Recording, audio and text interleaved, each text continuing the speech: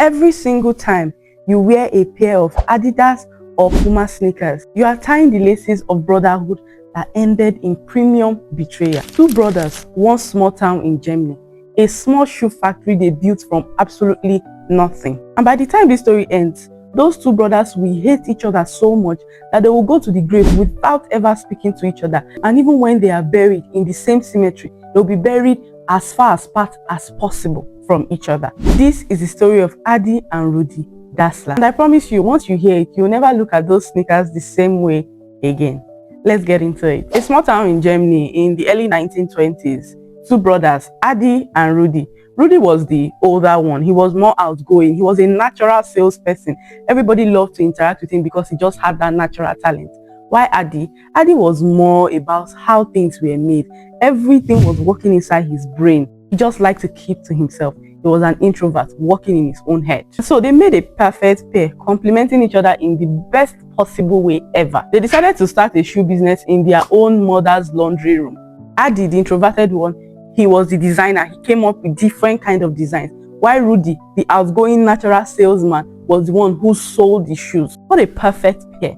The dreamer and the hustler working as one. They worked so hard as brothers who loved each other and loved their craft. And it's finally paid off. Because in 1936, during the Berlin Olympics, American sprinter Jesse Owens wore their shoes and won 4 gold medals in that shoes in front of Adolf Hitler. That was all it took for these two brothers to blow up. Everybody wanted the winning shoes. From Europe or Asia, everybody wanted the Dassler brothers shoes. If that shoes could get Jesse Owens to win 4 gold medals, then anything is possible. What a perfect story of brotherhood. The kind that you could probably tell your children under the moon. But what people did not know, that beneath all of that, the cracks were already forming. The brothers were not in perfect terms as they seemed to the public. And it all started from their wives. You see, Adi, Rudi, their wives, their mother, sister, all lived in one small apartment, a family home. And you know how it can be with two women trying to claim authority over the house. They were always rubbing off wrongly on each other. And before you knew it, these clashes translated from not just between the wives to between the brothers. But they kept on patching it, for family's sake, for the business sake. They were already building a global brand that everybody wanted to be associated with. So letting minor family issues to overtake that wasn't necessarily a good choice, and so they just continued patching things up little by little in the face of everybody until World War II came. Things went from tense to unforgivable. See, Adi, the younger one, did not go to war. He was allowed to stay back because the factory needed him. And Rudi, who was the salesperson, was now drafted into war. But Rudi did not see it as just a normal thing that happened. He said it was his brother Adi that used his connection to exchange his name for his own name. And that Adi was the one who was supposed to go to the military, not him. And that Adi had evil intentions. And so Rudi carried that thing in mind. You know what he did? In the place where he was posted for war, he wrote a letter. And he threatened Adi. He said, you could do this thing to me. I don't mind bringing down every single thing we've built together so that I can vent my anger. Adi, on the other hand, did not take that threat lightly. He could not believe that his own brother would accuse him of such and threaten to bring down their years of hard work. And so the tension continued to rise. Finally came the final straw that broke the camel's back. It was a moment so small, so minute and human that you'll not even believe would be able to break this lifelong brotherhood and friendship they've had. There was an air raid, and it was so serious that every single person was cramping for safety. By this time, Rudi, the elder one, was back from the station where he was posted for war. So he gathered his own immediate family, his mother, his sister, his wives and kids, and then they cramped inside a bomb shelter that they had initially built to protect them from any bomb whatsoever. While they were there, Adi and his wife, his own family too, they came into the same shelter to hide. It was reported that the moment Adi came inside there, he said, "The dirty bastards are back again." Rudi heard it and exploded. He said Adi was referring to him and his family as dirty bastards.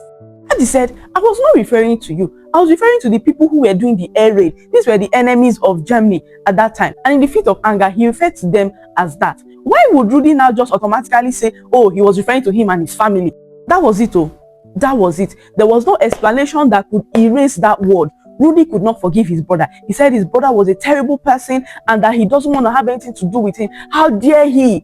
This was such a letdown, and this is the kind of evilness that the brother had in mind. From telling this story, you would understand that that phrase that Adi said wasn't the major cause of their break. It was instead piled up feelings and resentment that have gathered over the years. Those words that Adi said were just the trigger, the final straw. And after the war ended, the both brothers officially separated. Adi kept the original factory and 2/3 of the workforce. He was the brain behind most of the designs, so I think most of the workers decided to stay with him because of that. They probably did not believe that Rudy would be able to do anything on his own. Rudy went across the river in that same town and built his own factory and named it Puma, while Adi took his nickname Adi and the first letters of his surname Dassler and added it together, Adidas. That was how he formed his own company's name. But you know the funny thing in all of this issue did not stay a family matter any longer. It became a matter for the whole town. That town became known as the town of bent necks. You know why? Because every single person in the town, before looking at your face, they will look at your legs first of all to see the kind of shoes you were wearing. It is from the kind of shoes you were wearing that you'll be judged on your personality and how you should be treated. Restaurants or bakeries or musical halls or everybody picked sides. It's either you were for Adidas or you were for Puma. It was such a big deal in the whole town. You see families forbidding their children to marry from the wrong shoe family. Anybody who supported Puma was not allowed to marry anybody supporting Adidas. It was such a big issue.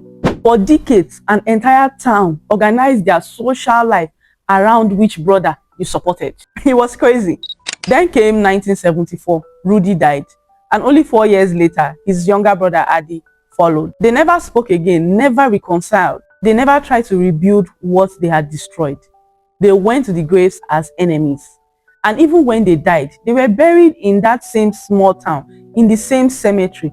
But Rudy was buried at this end and Adi way far apart. Even in death, they did not want to be close to each other. It was only 60 years after the split, in 2009, that Adidas and Puma employees finally came together to play a friendly match, ending the feud that they did not know anything about, a feud that went on for decades. This one's strong. Oh. Now here's what I want you to actually sit with. These two brothers built something extraordinary, something that not everyone can be blessed with. They have global fame, generational wealth, and ideas so powerful that it is still on your field till this present day. And none of it was enough to save their relationship. Because the thing that actually destroyed them was not money to start with. Neither was it fame, but it was pride. It was resentment, suspicions that they never spoke openly about. Feelings that got buried instead of being resolved until it was too deep to dig out. Let this story be a lesson to you, not just a lesson, but also a warning. Adi and Rudy had all the resources in the world to fix things. What they did not have was the humility to just try. Brilliant, wealthy, world famous, but buried apart. If you enjoyed this story, let me know in the comment section. Do well to share, like, subscribe, and follow for more. Ngwanu, bye!